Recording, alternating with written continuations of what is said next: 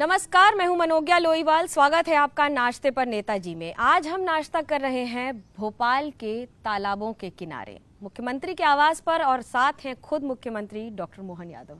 स्वागत है आपका मोहन साहब। क्या खाते हैं नाश्ते में सुबह सुबह सेहत के लिए और इस समय चुनावी राजनीति ठीक रखने के लिए?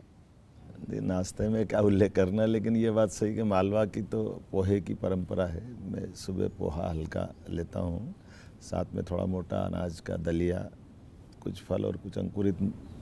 आप सब देख ही रहे जो है सामने। चाय कितनी पी लेते हैं नेताजी सारे दिन में? चाय तो मैं ग्रीन टी लेता हूँ, वैसे दूध पीता हूँ पर्याप्त रूप से, और दूध में परमात्मा की दया है। 1 किलो दूध भी लग जाएगा दिन भर में तो मेरे को कोई परेशानी नहीं है।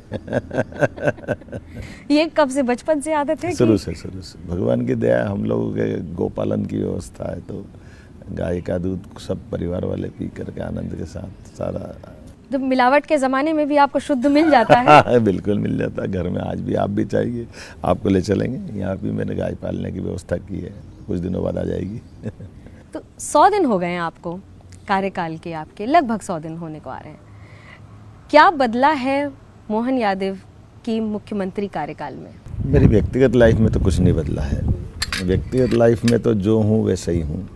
ये जरूर है कि सरकार के लेवल पे हमने कई सारे निर्णय किए, उन निर्णयों के आधार पर जनता को लगता है कि ये हमारे निर्णय हैं और उनसे उनको अपील होती है। मध्य प्रदेश का नाम कई मामलों के लिए रहा है। अब आपने 29 में से 28 सीट जीत ली, पिछली बार 1 बच गई है। लेकिन ऐसा लग रहा है कि छिंदवाड़ा मॉडल जिसे जाना जाता था, उसी के तहत बीजेपी कांग्रेस मुक्त करने की जगह कांग्रेस युक्त बीजेपी कर दे रही है। थोड़ा संशोधन करना चाहूँगा। प्रजातंत्र में हर व्यक्ति अपनी अभिव्यक्ति की स्वतंत्रता के आधार पर निर्णय लेने में स्वतंत्र है, और भाजपा विश्व की सबसे बड़ी पार्टी है। दूसरी इसकी अच्छी बात ये है कि पार्टी का अपना नेटवर्क, पार्टी का अपना संगठन चलाने का तरीका ये इतना अच्छा है कि पार्टी का हाजमा बहुत बड़ा है। इसलिए हमारी पार्टी में कोई आने से हमारी पार्टी को फर्क पड़ेगा, ये मैं नहीं मानता। आम आदमी पार्टी के मंत्री संजय सिंह जेल से निकले, वो कह रहे हैं कि डरा धमका के अंदर रखा जा रहा है, जिससे ये जो कह दिया है कि इतनी सीटें आनी चाहिए, उसके लिए येन केन प्रकारेण बीजेपी हर संभव प्रयास करेगी।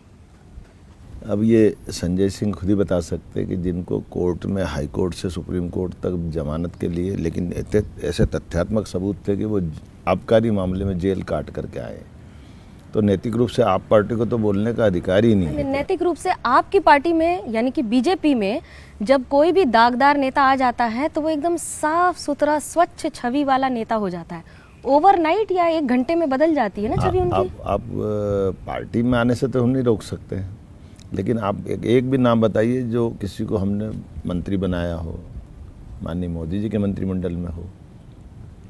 पार्टी में आना अलग बात है, लेकिन पार्टी में कांग्रेस में रहते हुए जिन पर भी किसी भी तरह के आरोप रहे हैं स्कैम के, वो जैसे ही बीजेपी में आते हैं, वो चाहे हेमंत बिस्वा शर्मा हो, चाहे अशोक चौहान हो, चाहे मिलन देवड़ा हो, या फिर दिल्ली या फिर उत्तर प्रदेश के कोई भी नेता हो, ऐसी कौन सी थेरेपी है जो बीजेपी एकदम सारे दाग धोकर कपड़े साफ कर देती है? नहीं, ये एक नैरेटिव बनाने का प्रयास कांग्रेस ने कहा है, क्योंकि कांग्रेस वर्षों तक ये करती है थे। जो खुद करते हैं वो दूसरे में आरोप देखते हैं। इतना भरोसा है तो फिर छिंदवाड़ा से कमलनाथ जी को लाने की इतनी उत्सुकता क्यों रही है बीजेपी में? किसने कहा उत्सुकता रही है?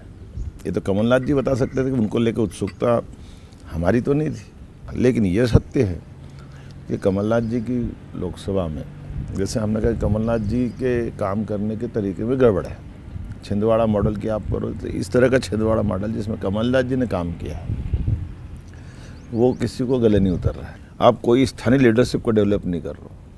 आपके बेटे को आप सांसद बनाना चाहते हो, आपकी पत्नी को आपके एब्सेंट बनाते हो, तो आखिर कांग्रेस के कार्यकर्ता कहाँ जाएंगे? लोकतंत्र कहाँ बचेगा?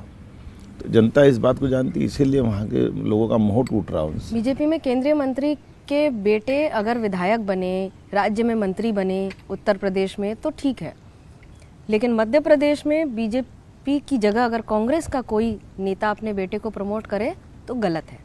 क्या ये डबल स्टैंडर्ड है बीजेपी का? बिल्कुल नहीं। आप देखिए, हमारे यहाँ कैलाश विजयवर्गीय जी उदाहरण है। आपके पहले विधायक बेटे थे, बाद में जब कैलाश जी को लड़ाया तो चूँकि आकाश का टिकट काटा है, हमारे यहाँ एक उदाहरण बता दीजिए।